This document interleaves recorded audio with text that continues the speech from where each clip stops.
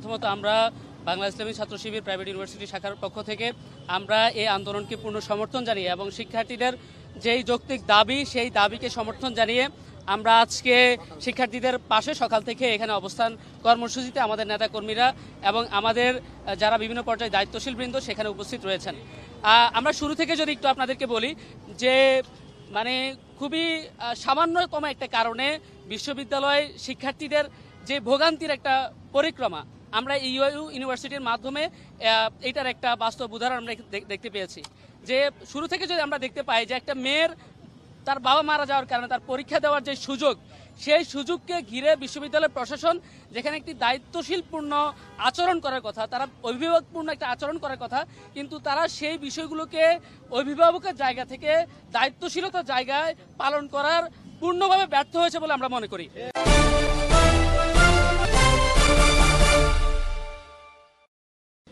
আমরা এখানে বিশ্ববিদ্যালয় প্রশাসন, বিশ্ববিদ্যালয় একটি মানুষ গড়ার কারিগর হিসেবে আমরা মনে করি। তারা বাংলাদেশের সর্বোচ্চ বিদ্যাপীঠ হিসেবে এখানে আছেন, তাদেরকে পরিপূর্ণভাবে পরীক্ষা দেওয়ার এবং তাকে যেভাবে ইনসাল্ট করা হয়েছে, এটা বহিষ্কার করা ইনসাল্ট করা হয়েছে, এটার আমরা তীব্র নিন্দা এবং প্রতিবাদ জানাচ্ছি।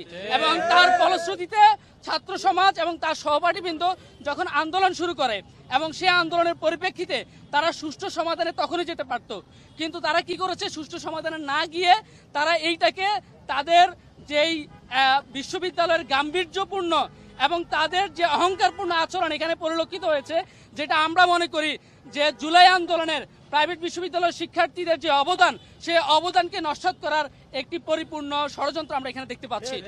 আমরা আজকে মিডিয়ার মাধ্যমে আমরা আবারও জানাতে চাই, গত প্রায় 2 মাস ধরে ইউআইইউ ইউনিভার্সিটি বন্ধ অবস্থায় রয়েছে। শিক্ষার্থী, বিশ্ববিদ্যালয় প্রশাসন এবং বিভিন্ন পর্যায়ের যে সামাজিক রাজনীতিক বিভিন্ন দায়িত্বশীল বৃন্দ রয়েছেন, তারা বিশ্ববিদ্যালয় প্রশাসনের সাথে বারংবার বসার চেষ্টা করেছেন। তারা জানিয়েছেন যে আপনারা এটার একটা সুষ্ঠু সমাধান করুন। যে বিশ্ববিদ্যালয়ের শিক্ষার্থী তারা মানসিক বিপর্যয়ের মধ্যে রয়েছে, কিন্তু সেই বিষয়গুলোকে তারা তোয়াক্কা না করে তারা একটি ক্ষুদ্র নোটিশ দিয়েছে 26শে মে, এবং তার পরিপ্রেক্ষিতে তারা 2 এবং 3 জুনে তারা মানে নোটিশ দেওয়ার মাধ্যমে প্রত্যেককে পার্সোনালি ইমেল করে প্রায় 26 জন শিক্ষার্থীকে অন্যায়ভাবে বহিষ্কার করেছে। আমরা এটারও তীব্র নিন্দা এবং প্রতিবাদ জানাচ্ছি। সুপ্রিয় উপস্থিতি, আজকের আমরা যে পর্যায়ে এসে এখানে দাঁড়িয়েছি, সেখানে এসে তারা বলতে চাচ্ছে 5 জন শিক্ষার্থীকে তারা বহিষ্কার প্রত্যাহার করেছে, কিন্তু আমরা দেখতে পেয়েছি সেই 5 জন শিক্ষার্থীর যে মুখের ভাষা, তাদেরকে যেভাবে একেবারে বলা যায় যে হোয়াইট পেপারে সিগনেচার নেওয়া হয়েছে এবং তাদেরকে বলা হয়েছে ফার্দার কোনো প্রকার আন্দোলন তো দূরের কথা, কোনো সেকশন, কোনো সাবজেক্টও যদি না পায় তাহলে সেখানেও তাদেরকে পুনরায় বহিষ্কার করা হবে।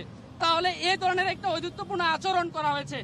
কিন্তু আমরা দেখতে পেয়েছি যে পুলিশ প্রশাসন তারা এখানে যে নগ্ন হস্তক্ষেপ করেছে, আমাদের নারী শিক্ষার্থীদের উপরে তারা যেভাবে নির্যাতন করেছে, আমাদের অসংখ্য ছাত্রকে তারা পিটিয়ে রক্তাক্ত করেছে, আমরা এই প্রশাসনের নগ্ন হস্তক্ষেপকে আমরা বিগত সময়ে ফ্যাসিস্ট আচরণের একটি স্বরূপ হিসেবে দেখতে পাচ্ছি।